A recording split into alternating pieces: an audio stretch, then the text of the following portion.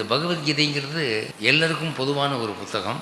ஆரம்ப காலத்தில் வெள்ளையரின் ஆட்சி காலத்தில் இந்த கோர்ட்டில் குற்றவாளிகிட்டையும் சாட்சிகிட்டையும் எந்த புத்தகத்து மேலே கை வச்சு சத்தியம் வாங்குறது அப்படின்ற ஒரு கேள்வி வந்தது. கிறிஸ்தவர்களுக்கு பைபிள் இருக்கு, முசல்மான்களுக்கு குரான் இருக்கு, இந்துவுக்கு எந்த புத்தகம் வச்சுக்கலாம்னு சொன்னால் ஒருத்தன் சொல்கிறான் அருணகிரிநாதருடைய திருப்புகள், ஒருத்தன் சொல்கிறான் கந்த சஷ்டி கவசம் சொல்கிறான், ஒருத்தன் வெங்கடேஸ்வர சுப்ரபாதன்றான், ஒருத்தன் ரிக்வேதம்ங்கிறான். ஆளாளுக்கு ஒன்று சொல்கிறாங்க. வெள்ளைக்காரனுக்கு வெறுத்து போச்சு. ஐயா ஒரு மாதம் டைம் தர்றேன், நீங்கள் எல்லாரும் பேசி ஒரு முடிவுக்கு வாங்க, ஒரு புத்தகம் தான் இருக்கணும், நான் அத்தனை புத்தகத்தையும் வச்சு சத்தியம் வாங்க முடியாது அப்படின்னு சொல்லிட்டு. அப்போ இவங்க எல்லாரும் கான்ஃபரன்ஸ் போட்டாங்க. உங்களுக்கு தெரியும் இந்தியன்ஸ் கான்ஃபரன்ஸ் போட்டால் என்ன ஆகும், நாற்காலிகள் பறக்கும், மைக் செட்டே பறக்கும், எல்லாம் ஆகி கடைசியில் ஒரு ஆள் வந்து ஒரு வயசானவர் சொன்னாராம், நான் சொல்கிறது கேளுங்கப்பா, பகவத்கீதை வச்சுக்கலாம்ப்பா அப்படின்னு. எல்லாம் கப்பிச்சு பண்ணிட்டாங்க.